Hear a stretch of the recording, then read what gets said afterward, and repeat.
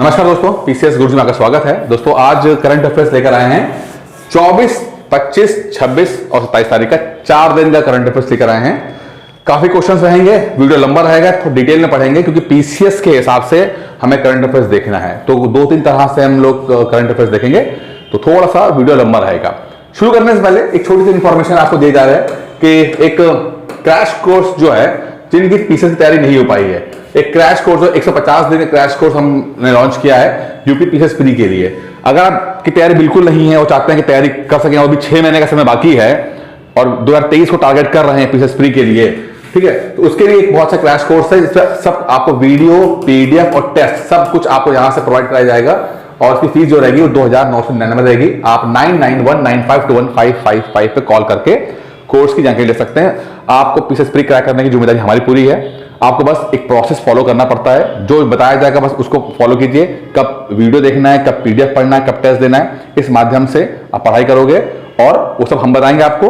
कुछ बाहर से कुछ नहीं खरीदना है और फिर आप देखोगे कि पीसीएस प्री आप आराम से क्रैक कर ले जाओगे। चलिए अब शुरू करते हैं। पहले तो क्वेश्चन देखते हैं करंट अफेयर्स आज के लिए। पहला सवाल यह है कि किस राज्य के राज्यपाल ने धर्म की स्वतंत्रता संशोधन अधिनियम, क्या freedom of religion amendment act को पारित किया है? धर्म की स्वतंत्रता संशोधन अधिनियम जो है वो पारित किया है, उत्तराखंड के गवर्नर ने साइन कर दिया। यानी पहले बिल आया था, ठीक है, अब उसे पास करके हम लोगों ने, मतलब गवर्नर साहब ने जब साइन कर देते हैं तो वो कानून बन गया। किस राज्य में? उत्तराखंड के अंदर। और उत्तराखंड ने एक रूल बनाया इस कानून के तहत कि बोला भाई कि 10 साल की जेल हो जाएगी आपको, ठीक है, अगर आपने कोई जो है और जो अनबेलेबल वारंट रहेगा, ठीक है, कि अगर आपने जो है इस चीज को वो किया कि मतलब अगर जो आजादी को रोका या इस तरह का गैर कानूनी धर्मांतरण किया, यानी कि एक इलीगल जबरदस्ती का अगर आपने गैर कानूनी धर्मांतरण किया, हिंदू से मुसलमान बना दिया, हिंदू से क्रिश्चियन बना दिया, जो बहुत ज्यादा होता है, तो अगर जबरदस्ती कर दिया गया, ठीक है, तो उसके लिए 10 साल की सजा है, 10 साल की सजा मिलेगी। ऐसा उत्तराखंड के फ्रीडम ऑफ रिलीजन बिल जो है उसके ऊपर ये आया हुआ है, ठीक है, और गैर जमानती रहेगा। किसने विन फ्यूचर सोशल प्राइज 2022, बहुत इंपॉर्टेंट है, विन फ्यूचर, बहुत इंपॉर्टेंट, ध्यान से दीजिएगा, विन फ्यूचर स्पेशल प्राइज 2022 का किसको ये जो है वो अवार्ड मिला, ये प्राइज मिला है। ये हैं हमारे प्रोफेसर साहब जो आईआईटी से हैं, ठीक है, आईआईटी के हैं, आईआईटी मद्रास के प्रोफेसर साहब हैं और इन्होंने बहुत ही अच्छा काम किया, बहुत अच्छा काम किया। क्या काम किया? पहले नाम बताइए। प्रोफेसर थालापी प्रदीप जो हैं, ये प्रोफेसर साहब हैं, इनको विन फ्यूचर वालों ने विन फ्यूचर स्पेशल प्राइज दिया है। किस काम के लिए दिया है? काम है, इन्होंने एक बहुत ही लो कॉस्ट फिल्ट्रेशन प्रोसेस बनाया, लो कॉस्ट, सस्ता, जिससे कि पानी में आर्सेनिक या हैवी मेटल्स जो है अंडरग्राउंड वाटर के अंदर, अंडरग्राउंड मतलब कि जो आप सरफेस में रह रहे हो और जितना नीचे पानी होता है इसे अंडरग्राउंड बोलते हैं, ठीक है, इसके अंदर जो आर्सेनिक है या बाकी हैवी मेटल्स हैं जैसे कैडमियम, मरकरी, ठीक है, ऐसे चीजें हैं जिसको पीने के बाद लोग बीमार पड़ जाते हैं। कैसे बीमार पड़ जाते हैं? उनको स्किन कैंसर हो जाता है, ठीक है, उनको बाकी बीमारी रहती है जैसे कि ब्लैडर में कैंसर हो जाता है, लंग्स में कैंसर हो जाता है, ठीक है। हैवी मेटल्स अगर वाला पानी पियोगे तो आपके हाथों में खराब हो जाएंगे, बहुत दिक्कत आ जाती है। तो ऐसे ग्राउंड वाटर पानी को फिल्टर करने के लिए एक बहुत ही लो कॉस्ट फिल्ट्रेशन प्रोसेस बनाया है, बहुत सस्ती बनाई। पहले था, ऐसा नहीं कि पानी से आर्सेनिक निकालने का प्रोसेस था, नहीं था, लेकिन बहुत महंगा था। और जब बहुत महंगा होता है तो सरकार या लोग इस्तेमाल नहीं कर पाते हैं, तो इन्होंने सस्ता प्रोसेस बना दिया होगा, ठीक है। अब ये चीज बहुत इंपॉर्टेंट, पहले समझो कि आर्सेनिक आया कहां से पानी के अंदर, या कैडमियम आया कहां से, सवाल पूछा जाता है एग्जाम के अंदर।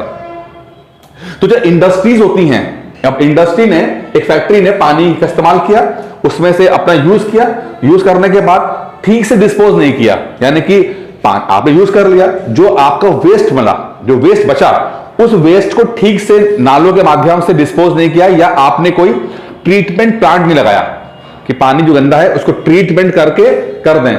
जब नहीं करते और ऐसे ही बहा देते हो आप पानी, वो पानी धीरे धीरे रिश्ते जमीन के अंदर आ जाता है और फिर वो ग्राउंड वाटर पानी से मिल जाता है, जिसकी दिक्कत हो जाती है। लोग पीते हैं, क्या करते हैं, उसमें स्किन डिजीज होती है।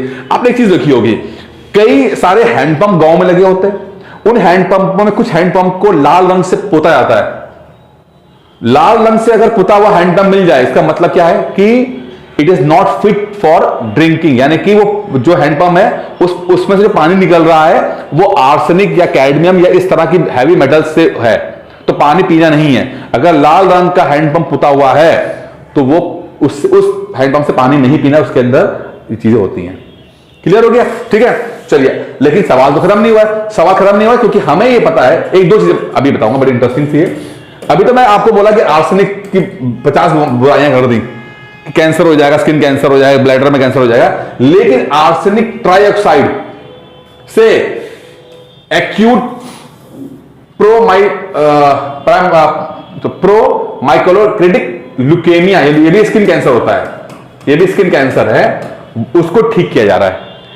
क्या मतलब है कि आर्सेनिक के इस्तेमाल करने से स्किन कैंसर हो रहा है, होता भी है, बट आर्सेनिक ट्राइऑक्साइड भी जब इस्तेमाल कर रहे हैं तो उससे ज्यादा वाला कैंसर जो ठीक भी हो रहा है। तो अगर एग्जाम में आ जाए तो आप कम से कम कर लेना, क्योंकि प्रोफेसर साहब का मेंशन आ गया है। तो अब प्रोफेसर साहब खबर के अंदर हैं, तो खबर से जरूरी नहीं है कि वही खबर पूछ रहे आपसे, ठीक है। उन्होंने क्या काम किया, उस काम का क्या इफेक्ट हो सकता है, उससे संबंधित चीजें ही एग्जाम में आ सकती हैं। आपको इस तरह पढ़ाई करनी है। सिर्फ थलापति प्रदीप का नाम पढ़ लेने से आप संभव है कि ना पूछे तो क्या करोगे? खबर चूंकि करंट अफेयर्स में आ गया है तो सिर्फ वही आएगा, नहीं जरूरी नहीं है। सिविल सर्विसेज में आपको एक लेयर, दो लेयर पीछे आना पड़ता है, ठीक है। जैसे कि मैं क्लियर गया हूं कि अगर साइंस से जुड़ा हुआ सवाल आ जाए, आपको साइंस से जुड़ा हुआ आ जाए, यही क्वेश्चन जो है साइंस वाले पूछ लें, तो वो बोलते हैं कि नहीं, हम ये नहीं पूछेंगे कि आर्सेनिक से क्या होता है, हम ये पूछेंगे कि अच्छा बताओ कैडमियम से क्या होता है। तो कैडमियम से निदान में होगी किडनी डैमेज हो जाएगी, ठीक है, छाती में, लंग्स में दिक्कत आ जाती है, पेट में दिक्कत आ जाती है। इस तरह से लेड जो होता है, लेड के अंदर न्यूरॉन्स में, आप कई लोगों को पैरालिसिस का अटैक पड़ जाता है। तो पैरालिसिस का अटैक कहते हैं कि जो लेड होता है, पहले कहते हैं पेट्रोल के अंदर as an anti knock lead को डाला जाता था, सीसा। अब वो लेड जो है जब निकल के एटमॉस्फेयर में आता था और लोग सांस लेते थे, वो लेड दिमाग में जाता था और फिर लोगों को पैरालिसिस का अटैक पड़ता था। तो आप देखोगे पेट्रोल पंप के ऊपर लिखा होता है लेड फ्री पेट्रोल, यहाँ पर लेड नहीं है, तो आप एनवायरमेंट को सही रखते हो, ठीक है। फिर मैग्नीशियम, मरकरी, जिंक, इस सब से क्या क्या बीमारी होती है वो सब यहाँ पे दिया हुआ है, क्या क्या डैमेज कर रहा है यहाँ पे आपको, ठीक है। तो सिर्फ करंट अफेयर्स नहीं पढ़ना है, थोड़ा सा उसको जोड़कर जीएस से पढ़ना है, तब जाके सिलेक्शन होगा आपका। हाल ही में नॉर्थ ईस्ट फेस्टिवल कहां मनाया गया? तो नई दिल्ली में मना दिया। नॉर्थ ईस्ट का मतलब आपका आसाम, वही मणिपुर और बाकी जो इलाके जितने भी हैं, त्रिपुरा वगैरह जो है सब वो नॉर्थ ईस्ट में आते हैं। किस राज्य के मुख्यमंत्री ने 19 शहरों और कस्बों में ड्रिंक फ्रॉम टैप, बहुत इंपॉर्टेंट, ड्रिंक फ्रॉम टैप जो है वो ये सुविधा इस्तेमाल की है, ड्रिंक फ्रॉम टैप, यानी कि पानी को नल से पीने का। तो उड़ीसा में ये स्टार्ट हुआ है। ये उड़ीसा के अंदर, ये उस शहर के अंदर जो नवीन पटनायक हैं, उन्होंने ये सुविधा दी है कि लोग नल से पानी पी सकें, यानी कि नल का पानी को इतना साफ बनाया जा रहा है कि पीने योग्य हो जाए। अब यही बात तो हम कर रहे थे हम लोग, ठीक है ना। तो ये उड़ीसा में आ गया है। भारत और किस देश के बीच द्विपक्षीय अभ्यास वीर गार्जियन 2023, बहुत इंपॉर्टेंट है ये, वीर गार्जियन 2023 होगा, बहुत इंपॉर्टेंट है, क्योंकि ये पहली बार हो रहा है। भारत और जापान मिलकर, इनका एयरफोर्स मिलकर एक वीर गार्जियन 2023 का जो है बायलैटरल एक्सरसाइज करेंगे। एयरफोर्स करेगा इंडिया की और जापान की, ठीक है, ये बहुत इंपॉर्टेंट। तो इंडियन एयरफोर्स और जापान एयरफोर्स जो है वो करेगा इसके अंदर, वीर गार्जियन 2022 करेंगे, ठीक है, बहुत इंपॉर्टेंट है, पहली बार होने जा रहा है ये। जापान ने 2-3 और भी एक्सरसाइज हुई है जिनमें ज्वाइन किया है और वीर गार्जियन को, इसका मतलब क्या है कि इंडिया और जापान के बीच में कोलैबोरेशन अच्छा हो रहा है डिफेंस के अंदर। नो डाउट ऑलरेडी काफी जापान इन्वेस्टमेंट करता है, बट और जगह पर भी जापान इन्वॉल्व हो रहा है। भारत, बहुत इंपॉर्टेंट सवाल है, भारत की पहले मुस्लिम महिला फाइटर पायलट, पहली मुस्लिम जो है एक महिला जो है वो फाइटर पायलट जो है एक लड़की बनी, इसका नाम क्या है? सानिया मिर्जा। अब नाम सुन के आप हैरान मत होना कि सानिया मिर्जा में ऐसा टेनिस प्लेयर हम लोग करते हैं तो और लोग भी सानिया मिर्जा हो सकते हैं। तो सानिया मिर्जा जो है ये, और ये है यूपी की, कहां की है? यूपी की। आपको ये बताना है कमेंट बॉक्स में कि पहली महिला फाइटर पायलट कौन है। ये तो मुस्लिम हो गई है ना, पहली महिला कौन है? 2 साल पहले की बात है, एग्जाम में आया करता था। ये आपको कमेंट बॉक्स में डालना है, नहीं पता तो सर्च कर लेना, क्योंकि अगर इसका नाम आ गया है तो संभव है कि उनका नाम भी आ जाए ना। एग्जाम में सवाल डाले आपसे, बोल दे कि नहीं इनको नहीं पूछेंगे, मतलब महिला ही बता दो पहली कौन सी है। ठीक है, तो जब भी पहला कुछ शब्द आता है, पहला फर्स्ट, उसके अंदर क्वेश्चन के आने की संभावना बहुत बनती है। पहला हो जाए, 25वां हो जाए, 50वां हो जाए, 100वां हो जाए, ठीक है, 150 हो जाए, 175 हो जाए, 200 हो जाए, ये सब एग्जाम में आने की संभावना बहुत रहती है।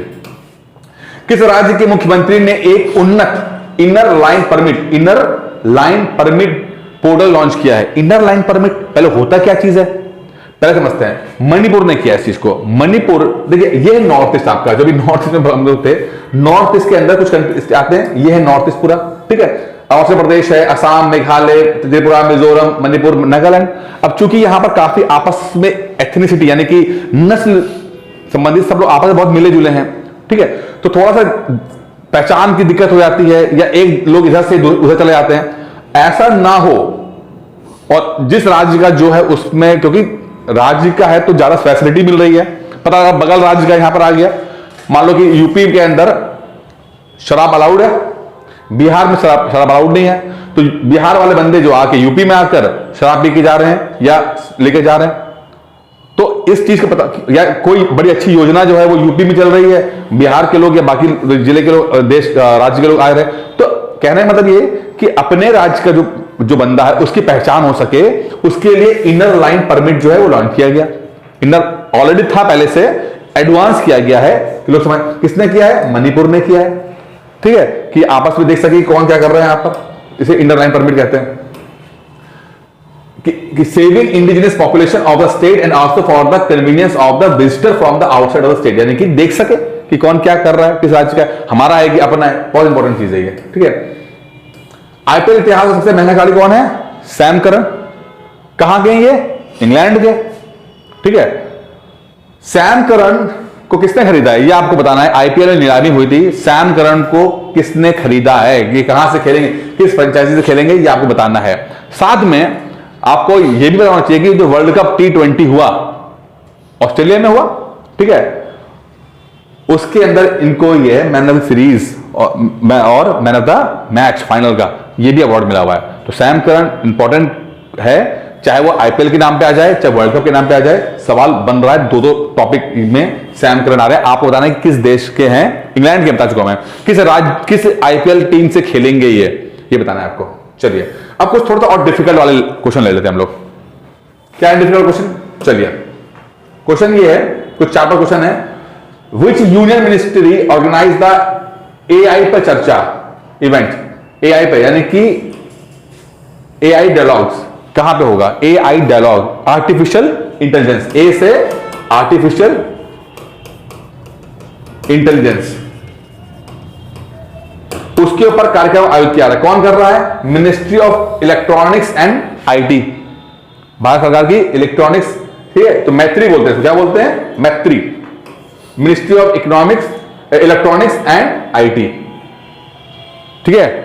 उनका जो डिपार्टमेंट है उसने ये किया हुआ, कौन? डिवीजन का है national e governance division, national e governance division, NeGD, इन्होंने किया हुआ है। नेगेड जो है वो मैत्री का ही अंडर में आता है, ठीक है। और इस पे है कि डिस्कशन कर रहे हैं किस तरह से फ्यूचर में जो इसको हम काम करेंगे, एआई को किस तरह इस्तेमाल किया जाएगा, यानी कि गुणवत्तापूर्ण, यानी कि जो importance and approaches of enabling access to quality data sets for AI. कि एआई का मतलब क्या हो रहा है कि क्वालिटी डेटा सेट, बड़ा इंपॉर्टेंट समझिएगा। लेट्स सपोज, जैसे कि आप समझिए एक प्रोग्राम पे, एआई का मतलब क्या है? एक प्रोग्राम बन गया, ठीक है। अब उस प्रोग्राम को जो है वो कुछ इंफॉर्मेशन तो होनी चाहिए, जैसे कि आपने कुछ सर्च किया तो प्रोग्राम के पास भी कुछ एक डेटाबेस होना चाहिए जिससे पता लग सके कि आपने किस संदर्भ में क्या यूज किया है, आपने क्या पूछा है। क्योंकि जो आपने पूछा है वही अगर रिजल्ट आ जाए तब तो अच्छी बात है ना, ठीक है। अब जैसे कि कुछ लोग कहते हैं कि एआई को हम ऐसे टेलीकॉलर इस्तेमाल कर लेंगे, तो पता लगा कि वो टेलीकॉलर में इस्तेमाल तो हो रहा है, अब पूछ कुछ और रहा है, वो जवाब कुछ और दे रहा है। ठीक है, तो एआई के पास अपना डेटाबेस होना चाहिए जहां से वो पता लगा सके कि किस तरह की बात को क्या जवाब देना है या क्या करना है। ठीक है, हमें तो एलेक्सा ओपन द लाइट, अब लाइट समझ नहीं आ रही क्या चीज होती है। ठीक है, या वो एलेक्सा कुछ करो, अब उसको समझ ही नहीं आ रहा कुछ। तो डेटाबेस मिल सके, क्वालिटी डेटाबेस बहुत इंपॉर्टेंट है, क्योंकि ये डेटाबेस की जितना अच्छा डेटाबेस होगा उतना अच्छा एआई काम करेगा। दो ही चीजें, अच्छा प्रोग्राम और अच्छा डेटाबेस। अगर डेटाबेस अच्छा नहीं होगा तो समझ ही नहीं आ पाएगा क्या कर रहे हो। तो इसके ऊपर जो है मिनिस्ट्री ऑफ इलेक्ट्रॉनिक्स एंड जो आईटी थी मैट्री, उसका जो डिवीजन था नेशनल ई गवर्नेंस डिवीजन, इसने बोला कि हम जो है डेटा सेट को हम करेंगे। इसके अंदर responsible AI for social empowerment, यानी कि सामाजिक रूप से कुछ काम कर सके ना, कि हमें सर्वे करवाना है, हमें आदमी नहीं भेजना सर्वे, हम सोचते हैं कि मोबाइल के माध्यम से हो जाए सर्वे, तो ये सब जो चीजें हैं वो करा सके एआई। अब एआई का ही जमाना है। Rock cut sculptures, rock cut sculptures बहुत इंपॉर्टेंट है, and reliefs of the Unakoti. क्या मतलब है? रॉक कट मूर्तियां और उन्नकोटी की में राहते नहीं होगा। ठीक है, रिलीफ इसी बोलते हैं, रॉक कट स्कल्पचर्स। ठीक है, उन्नकोटी, जिन्हें यूनेस्को के विश्व धरोहर स्थलों की अस्थायी सूची में शामिल किया गया है। स्थायी नहीं है, अस्थायी, टेंटेटिव। समझिए, टेंटेटिव होता है ना कि हो सकता है, हो जाए, ना हो सके। यूनेस्को की एक हेरिटेज साइट होती है, एग्जाम में आएगा, एनवायरमेंट का सवाल है, एनवायरमेंट का सवाल है, हेरिटेज साइट। आपको तो पता ये पता चाहिए कि हेरिटेज साइट कौन सी होती है, पहले ये पता होना चाहिए, साथ में किस राज्य से होती है, उनको आप मैच द फॉलोइंग वाले सवाल आपको बन जाते हैं। ठीक है, यहां पर क्या पूछ रहा है? यहां पर कह रहा है यूनेस्को का टेंटेटिव वाला, नॉट दिस वाला, टेंटेटिव वाला, उसमें दो डाले गए हैं। ठीक है, दो डाले गए हैं। पहला तो है आपका जो रॉक कट स्कल्पचर है, जो कि है त्रिपुरा के अंदर, जो कि है त्रिपुरा के अंदर, ये है आपका रॉक कट स्कल्पचर्स है। अब देख रहे हो कितना बढ़िया बना हुआ है, रॉक कट स्कल्पचर्स त्रिपुरा के अंदर है। ठीक है, पहाड़ काट कर शक्ल बनाई गई है। ठीक है, और दूसरा सन टेम्पल, मोदी जी के गांव का, गुजरात का, वडोदरा का। ठीक है, मडोरा नाम होता है। ठीक है, वहां का है ये। तो आप ये आपका कहां का है? गुजरात में है। कौन सा? सन टेम्पल, कोणार्क का नहीं है, मडोरा। ठीक है, वहां का सन टेम्पल है ये। ठीक है, तो ये दोनों को टेंटेटिव वाले में डाला गया है। सन टेम्पल है मोढेरा, और जो कि प्रधानमंत्री का अपना होम टाउन है। ठीक है, और उन्नाकोटी त्रिपुरा का ये चीज है। Which type of cancer is caused by human papilloma virus? बड़ा इंपॉर्टेंट है। ह्यूमन पेपिलोमा वायरस से किस तरह की बीमारी होती है? ह्यूमन पेपिलोमा वायरस, वैसे आज का वायरस को जमाना चल रहा है कोरोना वायरस। ठीक है, तो कह रहा है कि एक वायरस बनाया गया जिसका नाम है ह्यूमन पेपिलोमा वायरस। इससे क्या होता है? इससे होता है सर्वाइकल कैंसर। क्या होता है? Cervical cancer. औरतों को, लड़कियों को सबसे ज्यादा जो बीमारी होती है कैंसर की, उसमें one of the I think second number पे है सर्वाइकल कैंसर। और इंडिया में बहुत सारे महिलाओं को सर्वाइकल कैंसर हो सकता है। अब सर्वाइकल कैंसर में हैरानी की बात यह है कि इसको ठीक किया जा सकता है, इसको रोक सकते हैं अगर हम इसकी वैक्सीन लगा लें। ठीक है, अगर हम इसकी वैक्सीन लगा लें तो ठीक हो सकता है। तो बहुत मुश्किल है, जैसे कि पोलियो ठीक हो सकता है वैक्सीन लगाने से, कोरोना से वैक्सीन लगाने से, वैसा है। तो सर्वाइकल कैंसर की वैक्सीन नहीं थी, लेकिन अब सर्वाइकल कैंसर की वैक्सीन हिंदुस्तान ने अपनी बना ली है। अपनी कोरोना इसकी सर्वाइकल कैंसर की वैक्सीन बनाई है, और इसको बनाने वाले ये सर्वाइकल कैंसर देखिए यहां पर, यहां पर कैंसर होता है। ठीक है, ये कैंसर आपका होता है, ये है कैंसर टिश्यूज। ठीक है, यूट्रस के आगे नीचे यहां पर ये टिश्यूज जो होते हैं वो सर्वाइकल कैंसर जो है बनाता है। तो यहां पर ये ठीक हो सकता है वैक्सीन से। और इंडिया ने वैक्सीन क्रिएट कर दी है। किसने क्रिएट की है? Serum institute of India.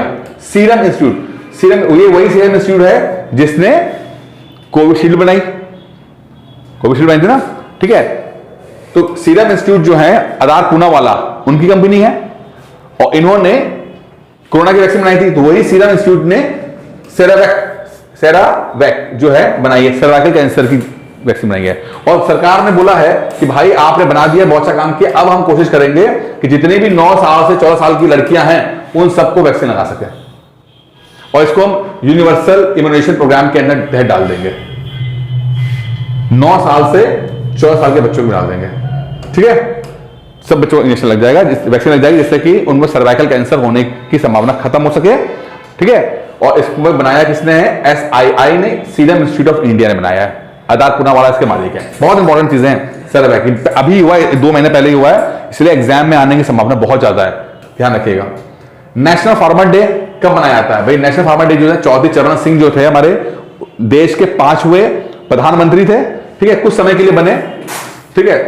और ये हरित वेस्टर्न यूपी से आते हैं चौधरी चरण सिंह, और ये जो है इनके नाम पर किसान फैमिली बिलोंग करते हैं, और किसान दिवस इनके नाम बनाया जाता है।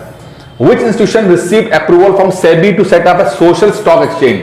Social stock exchange जो है सेबी से परमिशन मिली है, सोशल स्टॉक एक्सचेंज। अब देखिए पहले समझते हैं, आंसर इसका है नेशनल स्टॉक एक्सचेंज। जो नेशनल स्टॉक एक्सचेंज है उसमें सेबी से परमिशन मिल गई है कि वो सोशल स्टॉक एक्सचेंज को अलग से बनाए। आपने शेयर मार्केट का नाम सुना होगा, कंपनी शेयर मार्केट में जो है वो रजिस्टर्ड होती हैं, जिसको किसी कंपनी के शेयर खरीदने होते हैं वो खरीद सकता है, बेच सकता है, यही होता है। ये भी काम यहां पर भी यही होगा। सोशल स्टॉक एक्सचेंज में वो कंपनियां होंगी जो सोशल सेक्टर से जुड़ी हुई हैं, ठीक है, सामाजिक, जिनका मेन मकसद पैसा कमाना नहीं, प्रॉफिट कमाना नहीं है, सामाजिक उससे जुड़ी हुई है।